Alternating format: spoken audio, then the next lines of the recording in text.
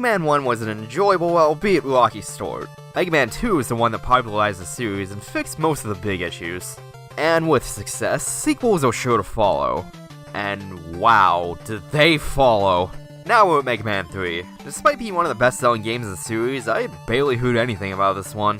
I don't know how, but I very rarely hear 3 talked about much, beyond it being better than 2. Whether that's a good or bad sign, I'm not sure. I don't have too much to say beforehand, so let's just get into this.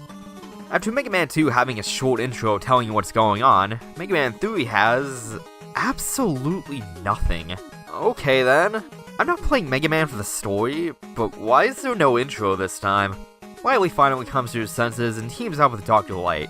Together, they make a new peacekeeping robot named Gamma. No, not that one. There we go. In order to work properly, Gamma needs 8 energy elements from distant planets. So Light and Wily work together to make 8 new robot masters they can mine for these elements. They go crazy, and Mega Man goes to their planets to retrieve the energy elements. Along the way, Mega Man runs into Brickman. No, that's Proto Man. The point is, this dude's the robot that came before Rock and Roll, that I explained with my terrible drawing skills in the first video. Anyway, Mega Man gets all the elements, and Wily is still evil and runs off with Gamma. This is just as shocking as my cat being asleep.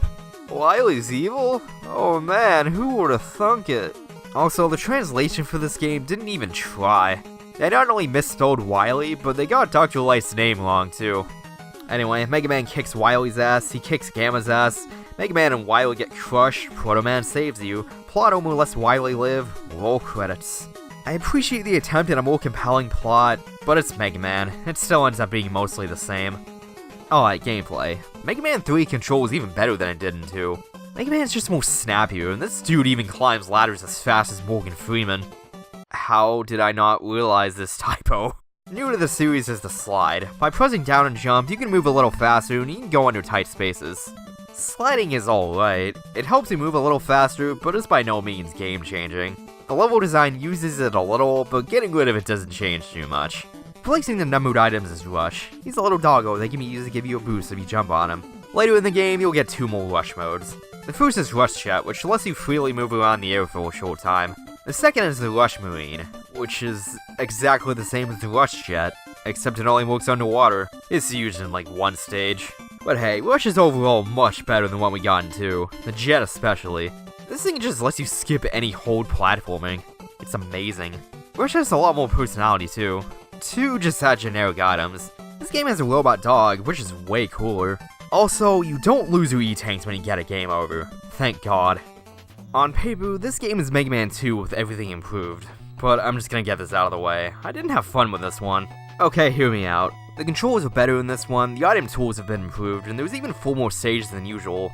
But what kills this game for me is the level design. It's not fun. These stages are the least memorable in the series so far.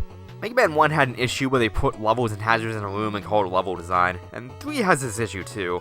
Most stages don't feel unique from each other. Granted, 1 stage felt more like they didn't know what they were doing yet. 3 feels like they didn't put in enough mechanics to differentiate levels. 2 had some unique mechanics at just about every stage. Quick Man had the lasers, Metal Man had the conveyor belts, Bubble Man stage was underwater, you get the picture.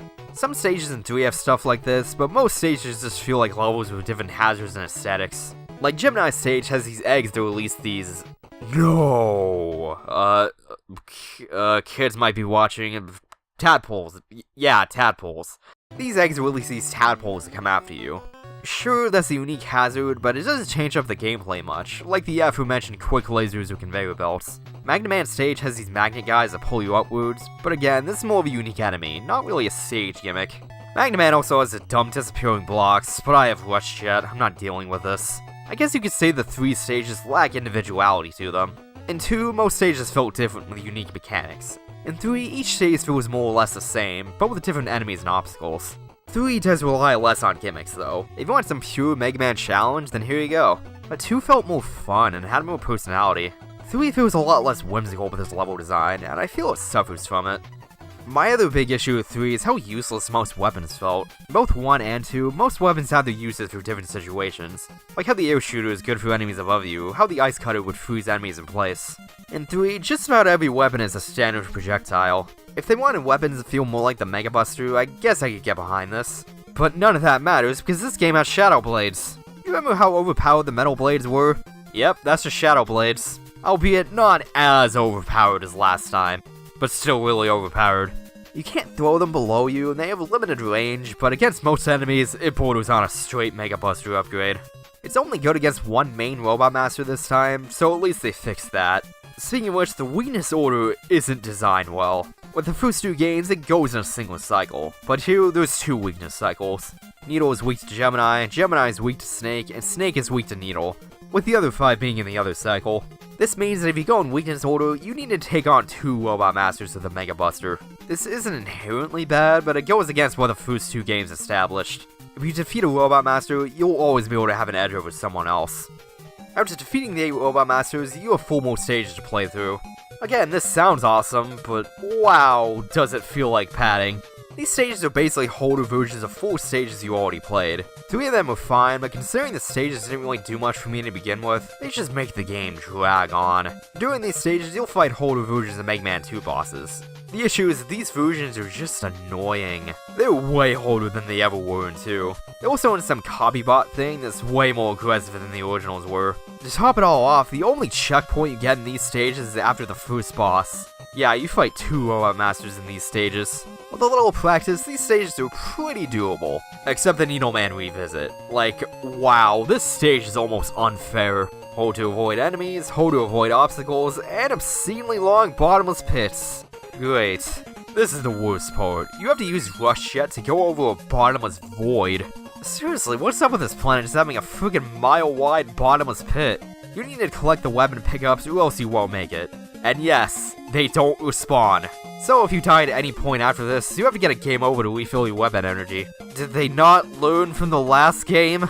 Keep in mind that the only checkpoint is a fourth of the way through the stage. Yeah, time for save states. During the last 3/4 of the stage, you go through the bottomless void, you fight like 2 mini-bosses, you go through another part of the stage, and fight another boss, all without checkpoints. This is ridiculous. Why are these stages so stingy with checkpoints? I was on this stage for so long that I realized that Needleman's music sounds weirdly similar to Night-Type Rooftop Run from Sonic Unleashed.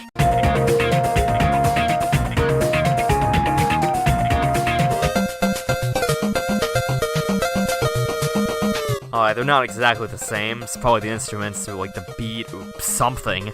But I had to think about something dumb or else I'd go crazy playing this stage. After those stages, you fight Proto Man for like the 4th time. Oh man, speaking of which, every time you fight Proto Man, it's the same fight. Like, why do you have to fight Proto Man 4 times? Like, seriously, give him another attack or anything to make these fights more interesting. Oh, time for the Wily stages. Compared to the stage revisits, these are a total cakewalk. I don't know how difficult this game is at times, it feels like they weren't even trying anymore. These stages are as standard as they come, and they honestly felt like some of the easiest in the game.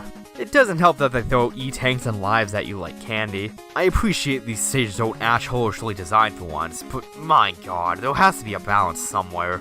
These stages feel too easy. You even have to fight the Yellow Devil again, and it's easy. They slow down the attack, so it's very doable now. Not to mention you probably have like 3 or 4 E-tanks by this point. After a few tries, I beat him without issue. I appreciate fixing issues with the original boss, but I got so used to the original that this one felt like a joke. The only other noteworthy thing from these stages is this copy boss. It's kinda like the copy bot from the first game, but now there's 3 of them. What I hate about this fight is how it's completely random which one you can actually hit. Every time they get back in the teleporters, it's randomized which one is vulnerable to damage. There's no way to tell except by guessing. This fight basically comes down to RNG. It's dumb. Even the final bosses aren't much to talk about. Each one has their own stage this time, so once you get past the boss rush, your lives don't mean anything anymore. Wily Machine 3 was obscenely hard at first, but once I figured out you can aim the hold knuckle, it was easy. Even Gamma, who's supposed to be this peacekeeping robot turn killing machine, is easy. Seriously, why are these Wily stages so easy? Mega Man 3 felt like such a letdown. I just didn't have fun with this one like I did the last 2. Is it a bad game? No, but I wouldn't say it's a great one. They did improve the controls and made it feel more fast-paced, but the level design is what really kills it for me. Even the stages that were annoying just felt like standard levels and nothing more. The game really just drags on. Those full level revisits were just so unnecessary. Not to mention a huge difficulty spike. Mega Man 3 does have the most content so far, but more content does not mean better content. This game would have been a lot better if the revisits were just cut out. Before the revisits, it was definitely my least favorite so far. But after the revisits, this is the only one I've had to force myself to keep playing. A lot of people like 3 more than 2, and honestly, I don't see it. 2 is just more fun in my eyes, and while 1 is quite a bit jankier, I still had more fun playing it. 3 going more for difficulty isn't really a bad thing, it just made it less enjoyable for me. Well, this has been Flame Guy. The NES games are pretty similar from here on out, so next time we're looking at Mega Man 4, 5, and 6. Until then, take care guys. See you next mission.